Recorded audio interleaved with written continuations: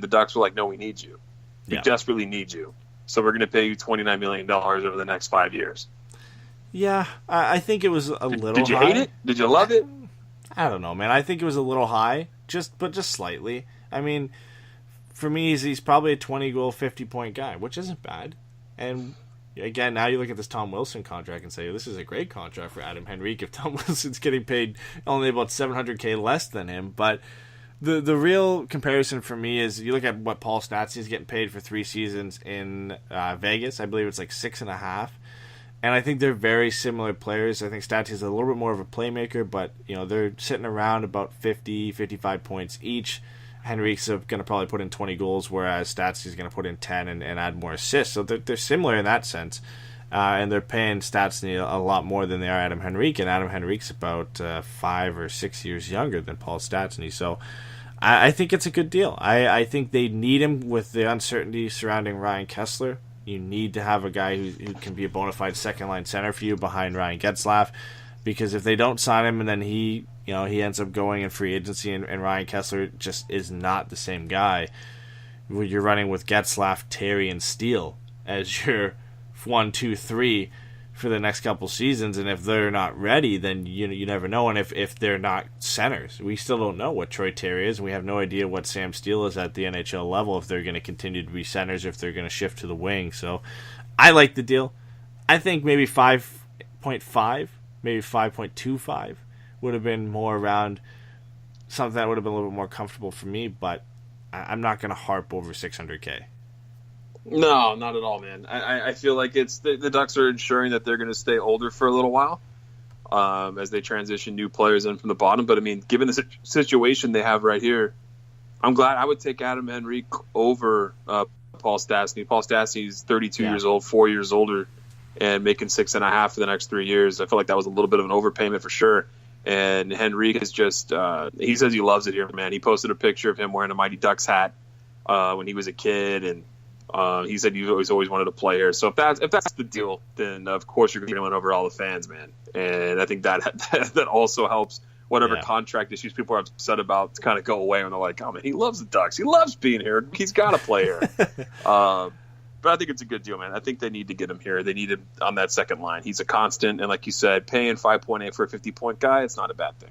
Yeah, and I mean, let's look at who he played with last year as well. I mean, Kasha and Ritchie, they're not bums by any means, and I like Andre Kasha, but he didn't play with the best players the Ducks have to offer. I mean, you look at this year, he might get an advanced role, and if he plays with Jakob Silfverberg or with Corey Perry, you could see his numbers increase. I think he'll still be around a 20-goal guy, but the assist totals could definitely increase, and if he's playing consistent time on the second line with the Ducks and maybe second pairing on the power play, he could scratch 60 points in a good year for him. And then if you look at his contract and the fact he's only making 5.85, and if he becomes a 60-point guy playing an increased role with the Ducks, that's a great deal. And I'm sure, the last couple of years of the contract, we'll be looking at it and saying, that's a little much. But when you need a guy, and you need him now, and at least you need him for the next 3 years, sometimes you overpay, and those last 2 years look a little bit shitty. Man, you got to pay for the insurance plan. That's kind of the way it goes. So that's Adam Henrique. And this also, all this talk of contracts, you mentioned it a little earlier in the show, Johnny Gibson's going to need a contract after this season. He's a great goaltender, and yet we saw another goaltender who had a great season, Connor Hellebuck, get absolutely paid. And we talked about this on the Puck Guys when we're talking goaltenders.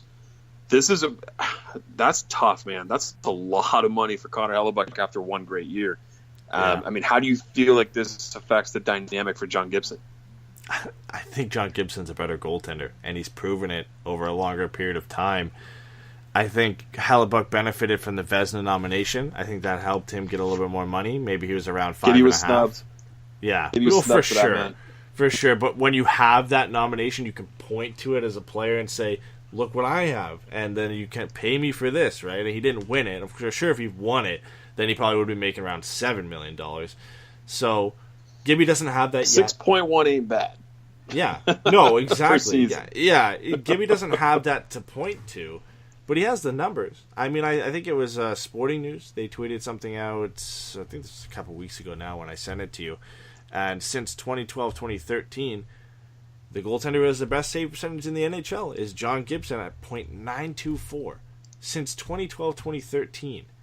That's insane. I mean, he can point to that and say, statistically, in save percentage, I've been the best goaltender for the last 3 or 4 seasons. Now, of course, there were some guys on that list, and like Antti Ranta and other guys who are benefiting from the teams they're playing on. And you could say to some extent, Gibson benefited from playing on a very good Anaheim Ducks team for those, at least the first 3 seasons after 2012-2013. So there's some things that go into that. But if he comes out next year and gets a nomination, or God forbid he wins the Vezina Trophy, he's going to get paid even more than Connor Hellebuyck does. I think he probably already gets paid more. I think he probably settles around 6.5.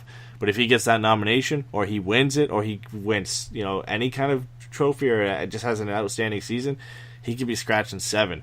And I think he's worth it, but that's tough. That's a tough deal to lock yourself into when you look at some of the contracts they've already locked themselves into. Yeah, and the word around the street is that you don't have to pay your goaltender gigantic amounts of money in order to win Stanley Cups. Mm-hmm. And that's, but who else that's do they have? Seen across the board. Other teams have guys they can go to. In a hole. Yeah, he's definitely got him in a hole on this one. Yeah, I mean that's why the Ducks have been drafting goalies to hope that maybe something comes up, but it's too late at this point. Gibby needs a contract next year. We have no idea at that point what Ole Eriksson Ek will be, what Lucas Dostal will be, what Roman Durney will be. Kevin Boyle, even you would assume at this point, I don't think he's ever going to be a starter, maybe let alone a backup in the NHL. So, Miller, no, you can't rely on him because he's only got a couple seasons left. So Gibby can say, I'm your guy, and if you don't pay me, you have nobody. Like, you're done. You're in a rebuild because who are you going to play? Who's going to start for you? Unless you go out in free agency and try and get a guy or get somebody through a trade, it's not going to happen. You're going to have to pay him. And the Ducks almost have no leverage to say, you're worth a little bit less. Well, he'll say, oh, no, look at my numbers. Look at the goaltender depth in this team. You're going to pay me what I want. And I think that's what's going to happen, and he's going to get at least 6.5. That's what I was thinking too. He's going to get 6.5 or $7 million. He's just got to make that much money. Yeah. He's taking a hometown discount if he gets less than 6. Yeah, and he doesn't seem like the type of guy to take a hometown discount. No, I don't think he's that guy either. I think he's definitely going to get what he's worth, and he's going to do exactly what you said. Who else are you going to get? Who else are you going to bring in here to take my role? Good luck. I mean, Ryan Miller's only got one more year left on his deal, and he's 38 years old, and he's not a starter in this league. He didn't come here to be a starter. So, yeah, man, I think that John Gibson's really, really going to be making some serious cash, especially if he has an equal or better year this upcoming year, then he's just going to get paid. It's going to be ridiculous for Bob Murray to try to work these contracts out, which leads us beyond to the next part of this. What no one's talking about is, at least on a re-signing aspect, is Jakob Silfverberg. There's no talk of him being re-signed at all. You don't ever hear about it. They're talking about Nick Ritchie. They're talking about Andre Kasha. They were talking about Brandon Montour. They being the Ducks. I haven't really heard anything on the Silfverberg front, man. Have you? I only heard from what Bob Murray said at the season ticket holder event, where he said that he might have to shift Silfverberg over to left wing because they've got Eves, Kasha, and Perry that really only play right wing. I think Eves is probably the only other guy who's experienced playing on the left before, and I think they want to put him up with Getzlaf on the right side. So already that kind of seems like he's got one foot out the door, Jakob Silfverberg does, because they're moving him over from his favorite position to left wing because he's kind of the fourth option on the right side of the wing right now for the Ducks.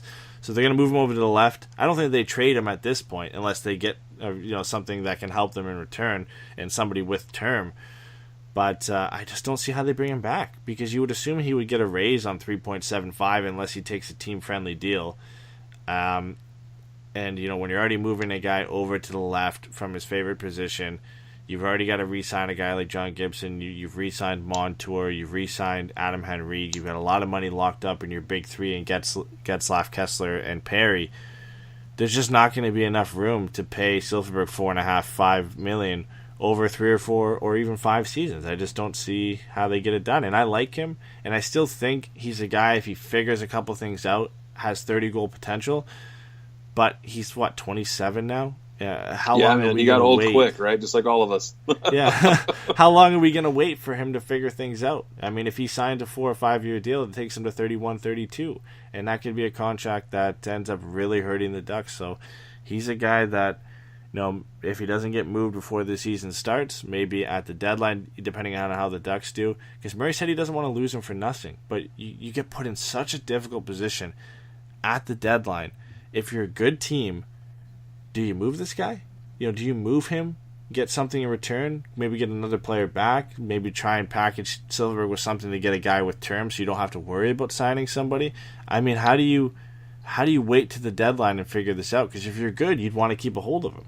You don't. You move him as soon as possible. I feel like they need to move him right away. Yeah. I would think so. They got to move him right away. I mean, Murray's comments in The Athletic are, as we did a few years ago when we got beat by Chicago in the semis, we ended up losing Boschman and Bolesky after that. It's all fine and dandy to go out and take a run at the cup, but if you lose players for nothing, you can't get caught up. Eventually it eats you right in the butt. Did he really just say, eventually it eats you right in the butt instead of gets you right in the butt? I wonder if that's an Eric Stevens typo or if Murray said something eats you right in the butt. That's either way. He probably said eats you right in the ass and they just didn't want to put it. I don't know. Maybe he said eats you right in the butt. I would say that.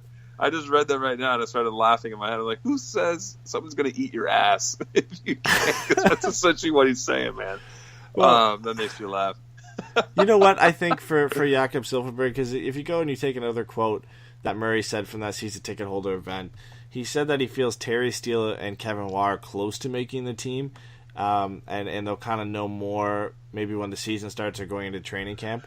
I think he kind of waits it out and sees. Right now there really isn't a place for any one of those three in the starting lineup for the Ducks.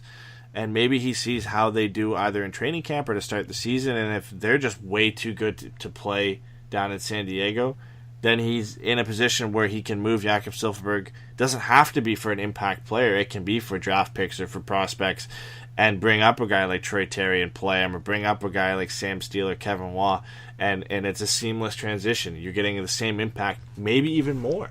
For you don't know what the potential for these young guys are coming into the season. If he feels they're close, and from what we saw from Kevin Waugh at some points and Troy Terry at the end of last year, and even Sam Steele in the Memorial Cup and throughout his season with Regina, these are guys who could make a significant impact if they're NHL ready. So I think he waits and sees how those guys do, and if they're ready to come in, then he can just move them. And I think he even kind of referred to that at that point, is when the young guys come up and they're ready, we'll make room for them. Well, that kind of means Jakob Silfverberg is on his way out at that point, because who else are you moving? Maybe Corey Perry. I know that was a topic, right? I know that they kind of felt like that Perry needs to find a faster brand of hockey. He needs to do something. What Bob Murray said is, he said every player at some point in their career, you got to figure it out. And we all have to go through it. You're getting older and you have to change some things you do. The things you have to change start in the offseason. I think Corey has realized that. I'm hoping he has. We're pretty deep on right wing. Coaches have been mandated. Play the guys that play the right way. That includes everybody. That's a big statement to me. That's obviously not the most obvious thing that he's saying, where Corey better get his ass in gear or he's going to find a way to get rid of him. We've already all suspected that Corey Perry's been shopped and the right deal just hasn't been made for Bob, because everyone knows that Bob's being held over a barrel by Corey Perry's contract, and he's locked up with a no-move clause. So he's either locked up by a team that's saying hell no, or Perry's like, screw you, man. I'm staying in Anaheim. I get to live on the beach. I'm not going anywhere. You gave me that no-move clause, man. Yeah. You can just eat it until the end of time. I'm just going to stay here forever. We don't know the system there as to what's going on behind the scenes, but Bob just seems very ready and content to bury him down the lineup if he doesn't perform. I think so. And for me, I mean, I just don't see a Corey Perry trade just doesn't seem like an in-season type of trade. It seems like an off-season, at the end of next year type of trade if they wanted to go that route. Like if he just didn't improve and he didn't address what was wrong with him. I mean, the funniest quote that he had in this event was somebody asked him if Perry was doing something this offseason to address his lack of speed, and Murray was just like, I sure hope so. He's just... Yeah, he needs to do something. Really, like, I don't know. I think it all depends what Perry does. Maybe he's working on things this offseason. Maybe, like, that's kind of lit a fire, and I'm saying, yeah, you've been in, like, a superstar in this team for a long time, but now, like, you've got to change something. Like, you've got to get things going here, or we're just going to you're not going to be put with Getzlaf anymore. You're not going to be given top 6 minutes. You're going to be put on the third line, and you're going to play, like, 13, 14 minutes a night, unless you change some things and show that you've made improvements. And I think that's the first time that they've kind of done this to him and really pointed out that he needs to change some things. I hope he comes into the season